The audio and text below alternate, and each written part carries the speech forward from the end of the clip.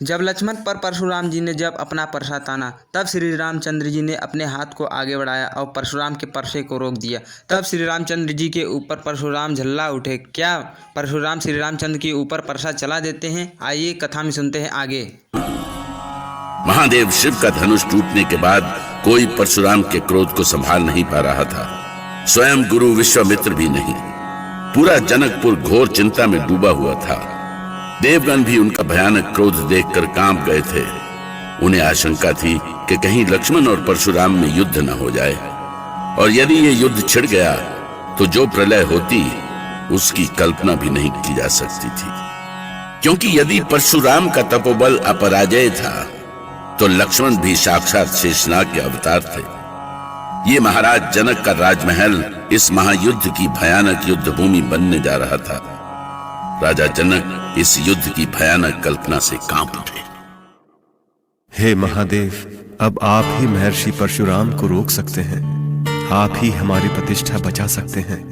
धनुष तो आपका ही दिया हुआ था देवादिदेव। फिर महर्षि परशुराम का क्रोध आपके सिवा और कौन शांत कर सकता है? उन्हें और कौन बता सकता है कि आपके उस धनुष के टूटने से ही ये शुभ घड़ी आ सकी है? कौन बता सकता है उन्हें? बोलिए भगवान, बोलिए। क्या आपको विदेह की कोई चिंता नहीं है? क्या मेरी पुत्री सीता आपका आशीर्वाद नहीं है? पिताजी, पिताजी आप सीता, तुम यहाँ? मंडप छोड़कर तुम यहाँ क्यों आई पुत्री? महर्षि का क्रोध बढ़ता जा रहा है पिताजी, और अब तो अयोध्या कुमार लक्ष्मण भी क्रोधित हो गए हैं। क्या लक्ष्मण भी? हाँ पिताजी, पता नहीं क्या होने वाला है आज। भगवान शिव की कृपा से जो भी होगा शुभ ही होगा बेटी, शुभ ही होगा। कैसे पिताजी, कैसे? महर्षि ने तो अपना परशु भी उठा लिया है। मैंने भगवान शिव से प्रार्थना की है पुत्री। मेरी ये प्रार्थना व्यर्थ नहीं होगी।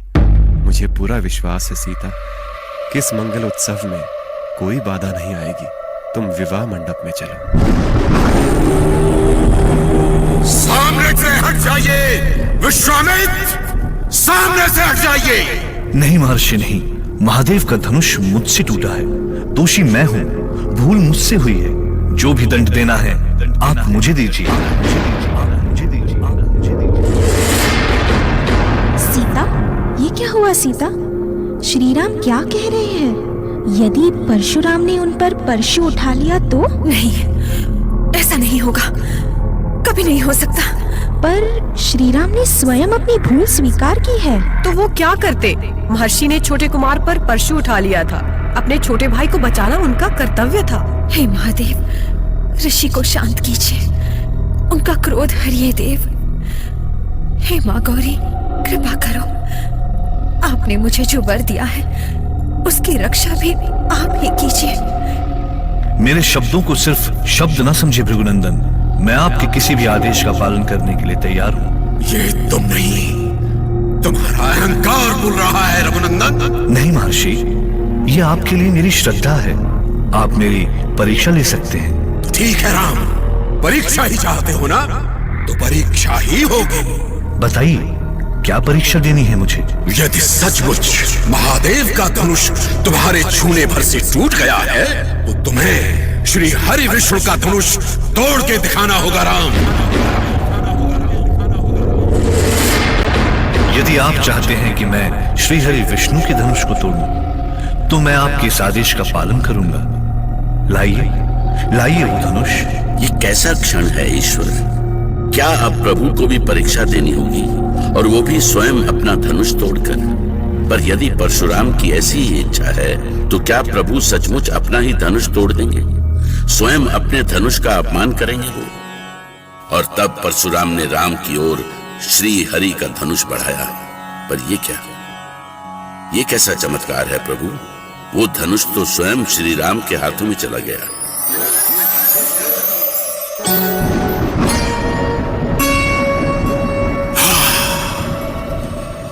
आश्चर्य, घोर आश्चर्य। ये धनुष तो दशरथ नंदन राम के हाथों में अपने आप चला गया। पर कैसे, कैसे हुआ ये? कैसे? हे प्रभु, अब मैं समझा। अब मेरे मन में कोई संदेह नहीं रहा, कोई संदेह नहीं रहा कि ये कोई और नहीं बल्कि साक्षात श्री हरि विष्णु ही है। हरि विष्णु। हे श्री राम, आप पर क्रोध करके मुझसे घोर अपराध हुआ, घोर अपराध। हे श्री हरि विष्णु के अवतार श्री राम, आपकी जय हो, जय जय जय। आज मेरी आंखें खुल गईं। आपने मेरी आंखों के आगे से अंधेरा हटा दिया। मैं आपका अपराधी हूं। मुझे दंड दीजिए श्री हरि विष्णु, मुझे दंड दीजिए श्री राम। जय रघुवंश बनज बन भानु, गहन दनुज कुल दहन कृशानु। जय सुर विप्रधेनु हितकारी, जय मदमोह कोह भ्रमहारी। विनयशील करुणा गुण सागर, जयति बचन रचना तिनागर। हे कृपा सागर, हे दया निधान, आपकी जय हो। हे राम, आपकी जय हो, जय हो। मैंने अनजाने में आपको बहुत कठोर वचन कहे राम, बहुत ही कठोर। दशरथ नंदन राम, अनर्थ हो गया मुझसे। आप श्री हरि विष्णु और आपके अनुज श्री लक्ष्मण साक्षात शेषनाग के अवतार हैं। मैं परशुराम आप दोनों से क्षमा मांगता हूं। हे श्री राम, आपकी जय हो, आपकी जय हो दशरथ नंदन, आपकी जय हो, आपकी जय हो श्री हरि विष्णु, आपकी जय हो। उठिए, उठिए भृगुकुल नंदन, आइए मेरे गले लग जाइए।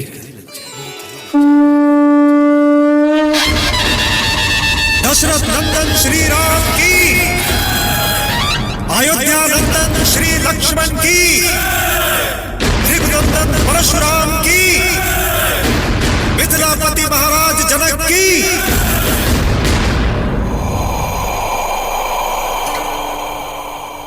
नारायण नारायण। महादेव, इतने संकट के बाद तो लगता है कि प्रभु श्री राम और देवी सीता का विवाह संपन्न ही हो जाएगा।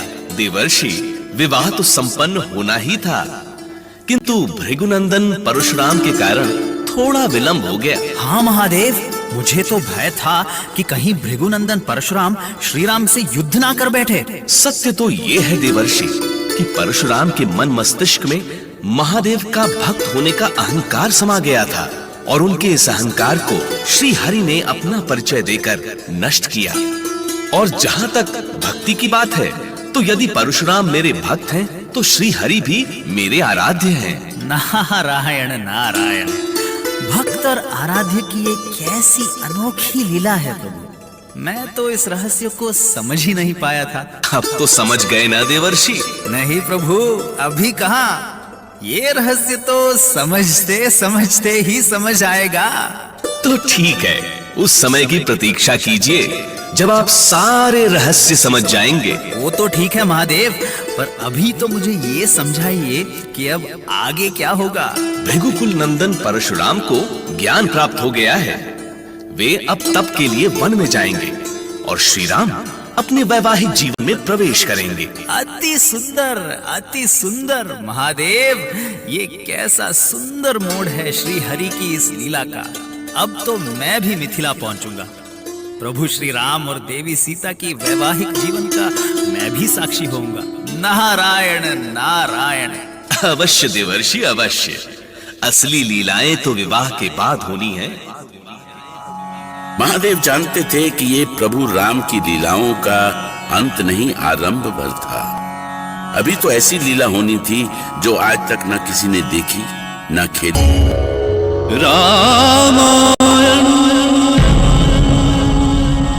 मैं काल हूं।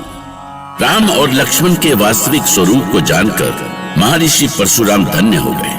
उनके प्रस्थान के बाद देवताओं ने श्री राम और जानकी पर फूलों की वर्षा की। अगर आपको ऑडियो अच्छा लगा हो तो आप चैनल को सब्सक्राइब जरूर कर लीजिए, क्योंकि आपके सब्सक्राइब करने की वजह से हमें मोटिवेशन मिलता है और आगे की